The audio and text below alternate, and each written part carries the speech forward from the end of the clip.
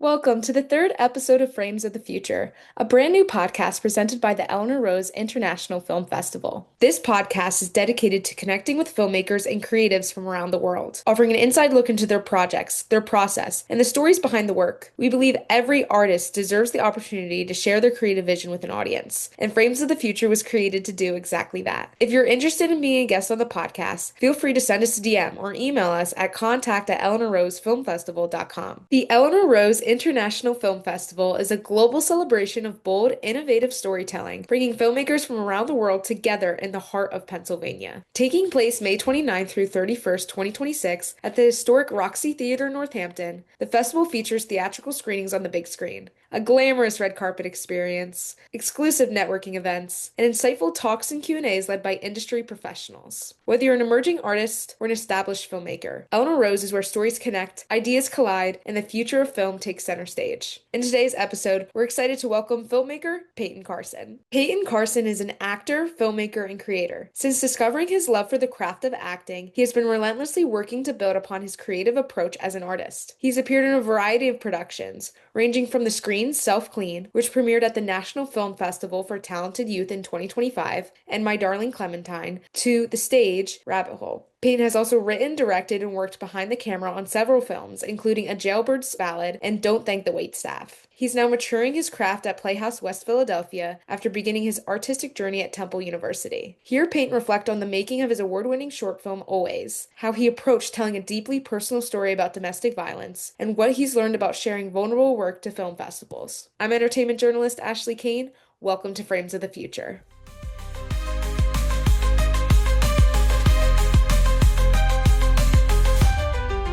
Peyton, welcome to Frames of the Future.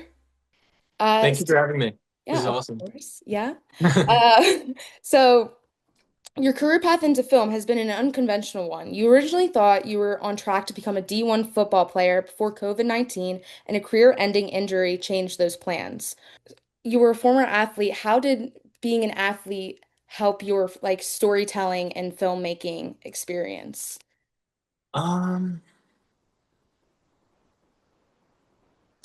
I really would just say because I mean, there's just so many problems that come up when you make a film, and I feel like my ability to navigate those has carried over, like navigating problems, and then also just like being a leader. I was a quarterback for most of my time playing football, and I've kind of immediately gotten into like acting and filmmaking, like through directing my own stuff.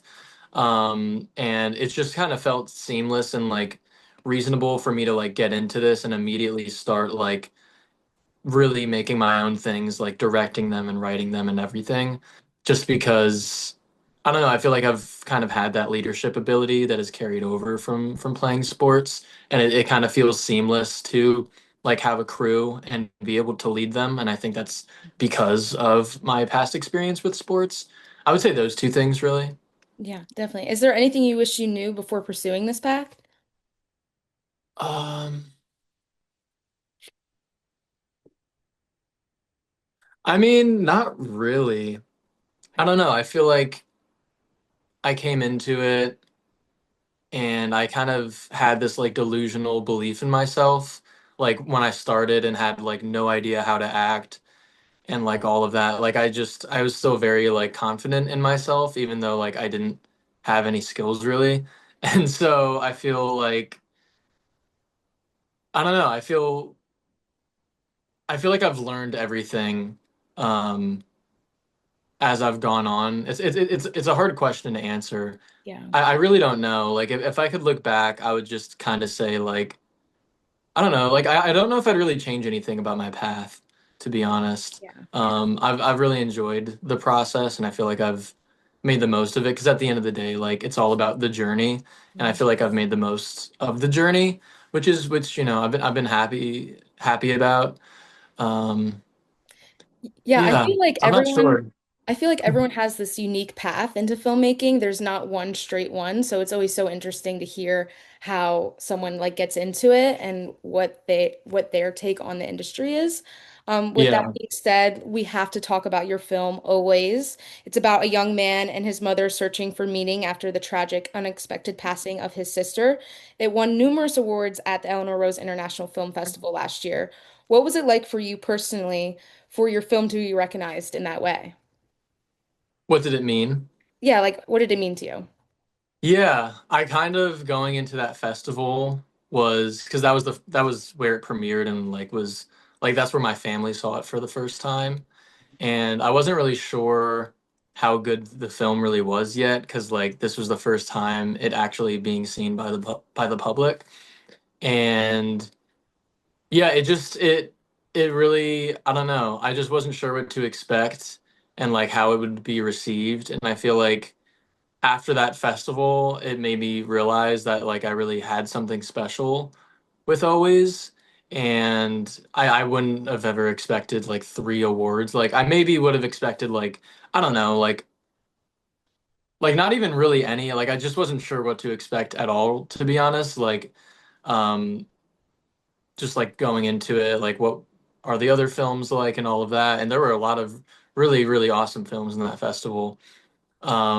And so yeah, I think it really just made me realize that like I don't need to overthink. I actually have something special. There's a reason they allowed it into the festival. Um, and so yeah, it just meant a lot and it was really like reassuring to me. It felt like, I was actually, I actually kind of knew what I was doing, and I kind of got that feeling for the first time, honestly, like in my career, because I feel like Always was kind of a huge turning point for me with like, just like believing I actually have the abilities as an actor and a filmmaker, and especially with, at Eleanor, it really felt like for the first time, like, okay, things are moving in the right direction, and that was really reassuring. Yeah. So, yeah, It was definitely an incredible film. Like the editing, the directing, the acting performances were truly incredible. Uh thank you. so to filmmakers who hope to win an award this year, what would you say to those submitting deeply personal stories and putting them in the world for the first time? Um, just like don't overthink it. I definitely overthunk it, and I was very kind of nervous heading into the festival, just with like how it would be received. And I don't think I really needed to be. I feel like if you have a story that's truly personal and you've given it truly your all, and you can look back and be really proud of yourself with how much work you put into it, just, accept that you put the work in, you gave it your all, and you're telling a story that you're probably one of the only people in the world that could tell that story. So just, don't overthink it. You did a great job if you can look back and feel that you put 110% effort into it. And yeah, just don't overthink it. That's what I would say. And just enjoy the moment, especially if like like Eleanor, especially like heading into your second year, like I'm sure this is going to be an even bigger festival than it was last year. And so just like, like you got your film into a pretty good festival, and clearly like people believe in this project. Just, accept the work you put in, accept that people enjoy it, and accept the day. Like it's like when it premiered at Eleanor, it was a very big day. Like my stepmom made like cookies and stuff, and I was like she made like literal cookies like with like the film on the cookie, like 3D printed. It was No. insane. So it Wow. was like yeah, it was like a Yeah. big scale day, Yeah. and I was just kind of like. But in the end, I didn't really need to be that way, and I feel like for the most part, I was very like in the present moment. But yeah, just enjoy the day and just don't overthink it. It'll be Yeah. great.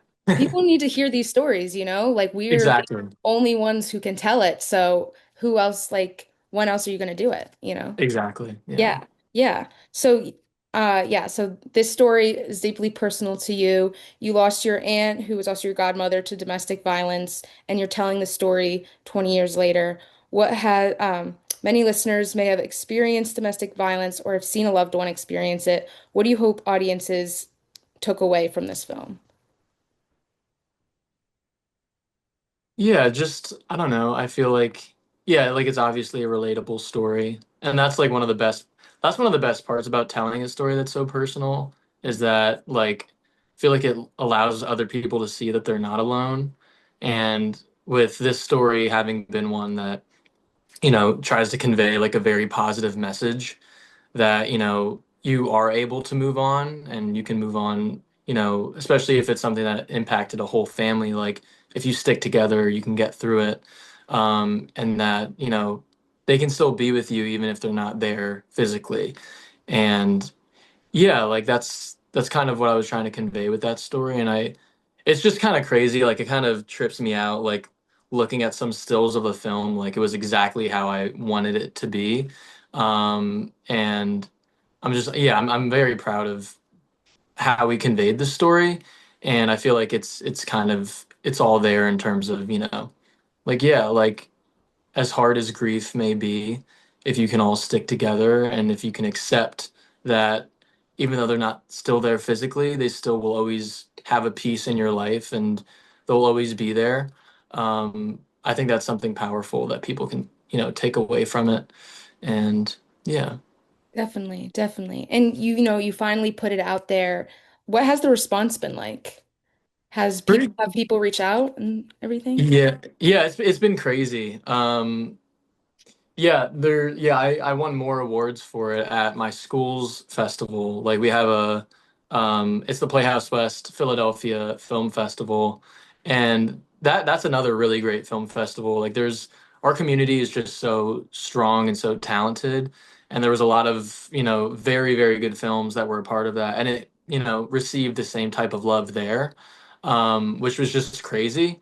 And yeah, I don't know. It's been kind of crazy to see how well received it's been. Like this was only it technically was my fourth film, but like the first three films I did were a part of like a Temple University class, and they were all like films I made in the span of like 3 weeks. And I definitely put my all into them, but they were at the end of the day kind of like projects. So this was like the first film where it was like, okay, like I'm a filmmaker now. Let's see what's gonna happen. So to see the reception that it got was just it was insane, and it's still going. I want to get it into a festival in California because I want um, some other family to see it first before like I release it. But yeah, it's been crazy, and it's all just been very, very reassuring. Like I don't know if there's been a more reassuring like point in my journey yet than Always. I feel like with Always I realized that I could lead a set and that I could act well on camera.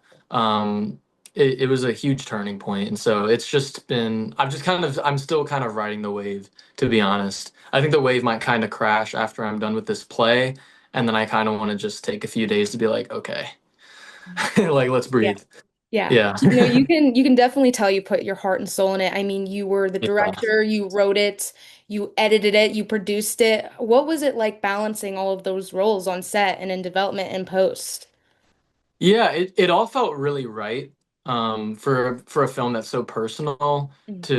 to handle the bulk of it. It just felt right, like, and in retrospect, like I probably could do better with like not putting everything on my shoulders, and that's just something you have to learn when you like do a film like that.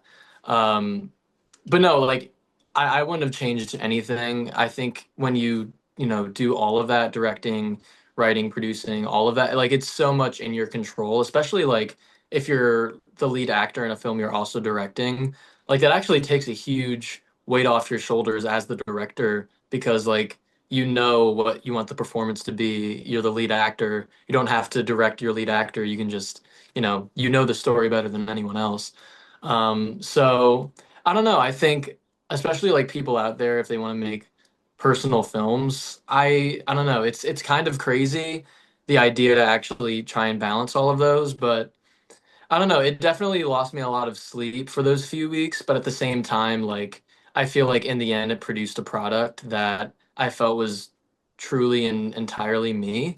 And balancing them, yeah, I lost some sleep, yeah, whatever. But like I don't know. I think it's the most that I can make a film myself if I take on those things, especially like directing, writing, and acting. So yeah, I don't know. Balancing them wasn't like I knew it would be a lot, and I knew like I'd have to pull some all-nighters, but it's fun. I don't know. I think But it's the it's most worth it, fun. right? Exactly. Yeah, Yeah, exactly. yeah, yeah. It's so worth it. Oh, I want definitely. to make sure my phone's not gonna die really quick. Okay, I'm Okay, no, yeah, good. you're good. You're good. I'm set. Okay. Okay. So Yeah. we also need to talk about the character Eve in your film. In the beginning, Roger really struggles with Eve's passing, and you even choose to externalize the internal by showing quick clips of memories of her. What led you to that visual approach? Um, oh, like the photos and whatnot. Yeah, like in the beginning, he's stamping his leg on the couch and looking at this photo, and then all of a sudden there's quick flashes of Eve and Right. memories, and then all of a sudden it's just like Eve staring at him. Like, what made you want to like show this character Eve for the first time through these moments of like Roger's memories?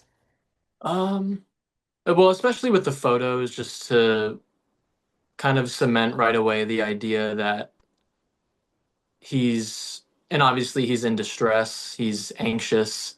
Um, just right off the bat to, convey that he's likely mourning someone that's no longer there. Especially, I feel like it's kind of a common thing for it to be like photos of someone that's no longer with us. And then I like didn't really plan to do the whole like flashing in. Like the shot of Eve looking into the camera wasn't even supposed to be a thing ever. Yeah, no, it was only supposed to be me, like when I look at her at the end. Well, I guess it's not really a spoiler, but pretty much like, I have this encounter with her and then she never really was there. So I guess it's kind of like she was trying to get through to me spiritually, even like in my times of distress when I'm alone at home. But I was always just kind of pushing it away and, just like, why, and just to kind of set the like set it up that she's trying to get through, but she can't.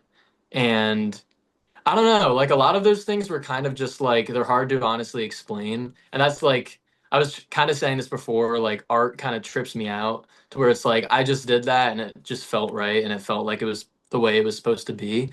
And it's hard to explain, but I think that was that's probably the best way that I can like express that in words. Because then obviously in the end, she breaks through and instead of like because like early on she was looking at the camera and she was kind of like concerned, but now like once we have that moment and it's like the big climax and it's like always she's like smiling. And yeah, I don't know, it just we got lucky. The DP Jalen also is just like such a pro, and because we got the shots of me looking in the camera, he was like, just because I want them, let's get the same ones with Eve. And they ended up being a crucial part of the film.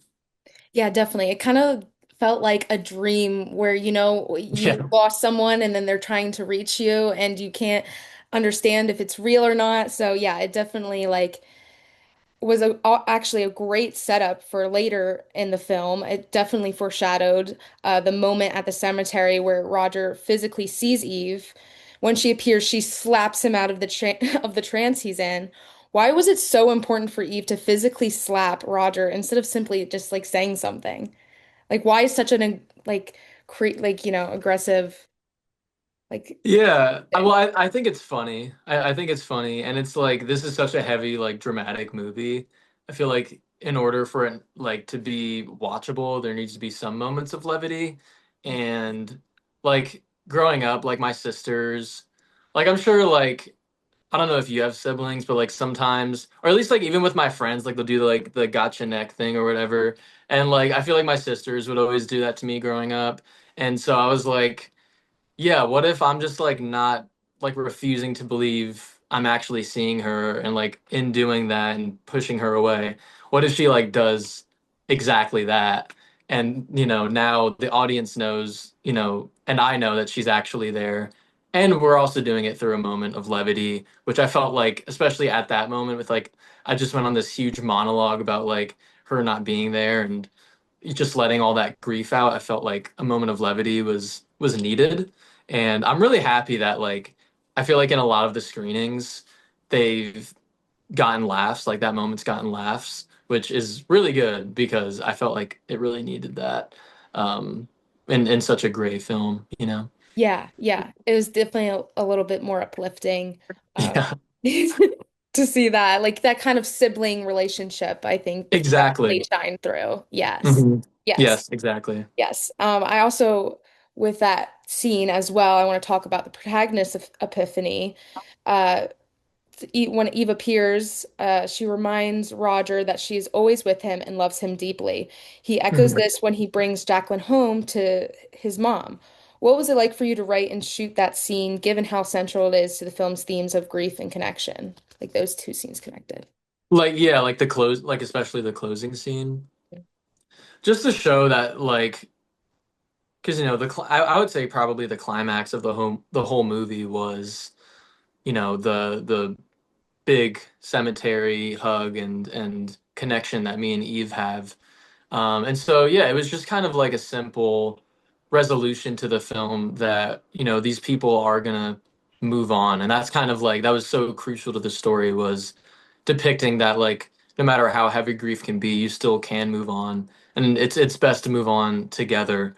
And I also wanted, it kind of was another uh motif of the story was, I skipped out on work in the beginning of the story because I'm heavily grieving, life doesn't feel real, and I'm like on the couch reminiscing, looking at these pictures, and then I come home and I find my mom in the same spot. She was supposed to go to work. She didn't go to work because her encounter with me, kind of got her back down in the dumps. So, but like it also just shows that, like, she was home alone and she was grieving. Like, we're going through the same thing, but we're not letting each other see it. And then this time I catch her, in a state of grief, and because of this encounter I've had, I can now share what I've felt and I've learned, and try to begin this process that we need to do to move on and understand the fact that, she's not here physically, but she'll always still be here in spirit, and we need to move on for her. And that was kind of the idea I was trying to depict. So a lot of just motifs and whatnot, especially like, it's still just so crazy, like the final shot of the film was like, I was so like specific and precise with like how that needed to be. And even like Jalen, our DP, was like, I don't know how we're gonna do this, but I was like, we need to get it, man. So it ended up being so perfect. Um, and then like the wind blowing out of the window, I was like, that needs to happen. Yeah, I don't know, just a lot of motifs with that last scene, which that's like the most fun part about making a film, is like, how can we tie this in the end? Yeah, that was definitely a full circle moment. Uh, yeah, and just to have like Jacqueline there as just kind of like a reminder to the characters, like, oh, like, we still have Jacqueline and everything. Exactly. It was, And yeah. she's like kind of in the middle of it all, Mm. and we need to be there, especially for her. This was Eve's daughter, and yeah, that's kind of that was like a huge part of that like last shot. Like, she's in the middle of this bonding hug and this bonding moment, and we're gonna be there for her. Was I just thought that was crucial, and that's actually, Jacqueline is my cousin who lives in California, technically. That's who still needs to see the film, believe it or not. She hasn't seen it, and she's like literally in the movie technically. No But way. Oh my. yeah, I just wanted to see it like on the big screen for the first time versus like, oh yeah, here's a link, like just watch it on your laptop, It'd be so much more special for them to see it like somewhere on a big screen. So I'm trying to get that to happen. It's hard to find like festivals in California that are like close to them, because they're more in like Northern California, like Sacramento-ish area.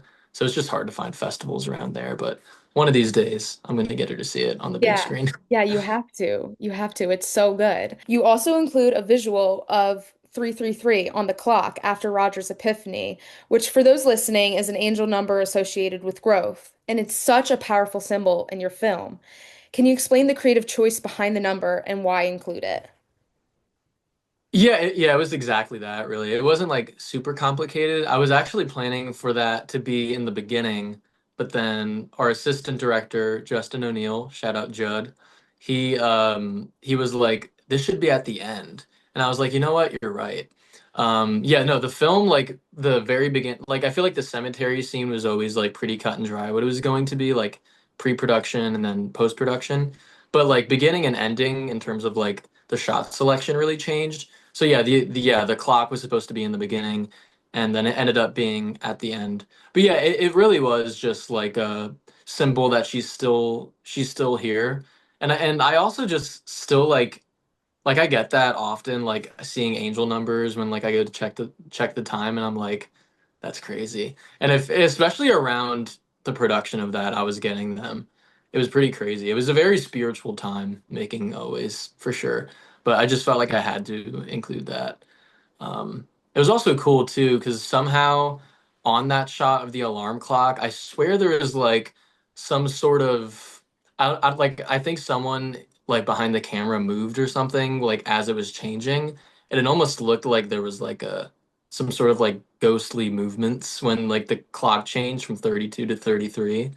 And it worked out. Like originally I was like, I don't know if I like that. Like it looks like someone moved, but then, it kind of works. So it was happy accident, Yeah, yeah. now that you say that, I remember that, and I was like, wait, Yeah. what was that all about? Okay, yeah, Yeah. yeah. Yeah. Wait, that's actually what a like a good like surprise. Yeah. Yeah. Always was for the 40-40 film challenge at our school, which is like 40 days. Um, but yeah, I'm gonna definitely submit Corona. I think you guys would really appreciate it. It's a 5-minute long take, by the way. So it's like A long all one take? long take. No, Yeah. wait, that's so cool. This is like an absurd comedy where I play a white rapper and I'm trying to get like the perfect verse, and my drunk girlfriend comes home, and it's kind of like navigating that chaos. We have like a very interesting relationship. It's actually me and the girl who are, excuse me, working on this play that I'm doing. It's called Get It Together. We're doing it at our acting studio, Playhouse West Philadelphia. And we have this weekend and then next weekend, and it closes on the 22nd. But me and her are the leads of this film called Corona, and that's Corona is the name of the song that I'm trying to finish. But she comes home when I'm like one verse away to finishing my song, and I need to like get it in by midnight tonight, and it's like a huge, What yeah. made you want to like go from such a dramatic film to such an absurd comedy? I really think it was working on this play, Get It Together, because I originally auditioned for a different production of it in the summer, and it's like a romantic comedy. And so I just worked on it, and then I am like entering this 333 film challenge. And I was like, me and my buddy Justin O'Neill, the guy I mentioned earlier, we co-directed it. And so we were like, what can we do for this film challenge? And I knew I definitely didn't want to do something heavy again. Like I wanted to do either like a horror or a comedy. We almost actually did like a horror film on film, but and it ended up not working out because like film just would have taken too long to like uh process or whatever, or I forget the terminology for it.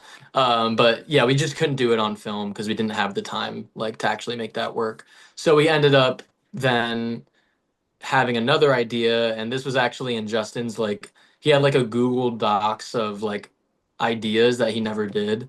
And we were just going through them. And I think it was like rapper's trying to finish his verse and his roommate comes home, and then I'm like, dude, what if his drunk girlfriend comes home? And then from there we kind of were like, okay. And yeah, yeah, a big part of it definitely was just like wanting, like I'm still in an early part in my career, and like Corona's a part of my real footage, and I didn't have much light or comedic footage yet, or like projects to my name that were like lighter and more comedic. So I was like, you know what? Let's do something absurd, something comedic, something fun. And yeah, it just felt like it was time to do something more silly and goofy. Because I enjoy working on that. Like I feel pretty good with working on dramatic stuff, but I wanted to switch it up and do something more absurd and comedic. So Okay, well, I'm excited to see it. All yeah. right, now, Peyton, we are going to our podcast game. It's Would You Rather Film Edition. This is, Okay. I'm going to ask you 6 questions, okay? And you have to, it's rapid fire, like no explanation, just choose an answer and go with it. Are you ready? Okay, hopefully there's no like hot take answers. Okay. Well, hopefully we'll see. Okay. Okay, okay. Would you rather be on set until 3 a.m. or have a really low budget? 3 a.m. Okay. Would you rather be remembered for one iconic role in a critically acclaimed film or act in 20 mediocre films that make you extremely wealthy? Ooh. One iconic film. Okay.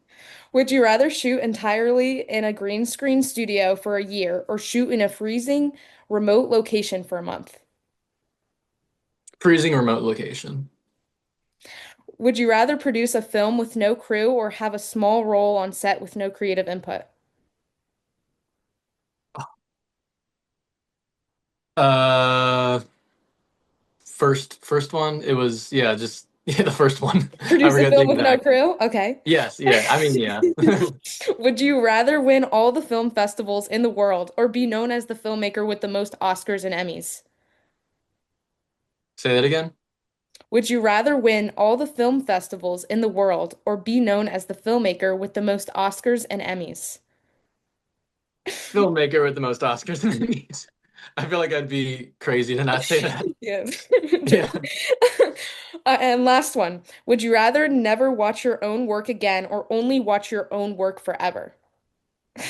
Oh my God. That's a crazy one. Um, I yeah, never watch my own work again. Okay. I know some actors are like that too. Like Brian Cox is like, yeah, I've never watched Succession. I'm like, That's okay. crazy. I don't know Yeah. how they do Yeah. that. I'm entertainment journalist Ashley Kane. Thanks for watching.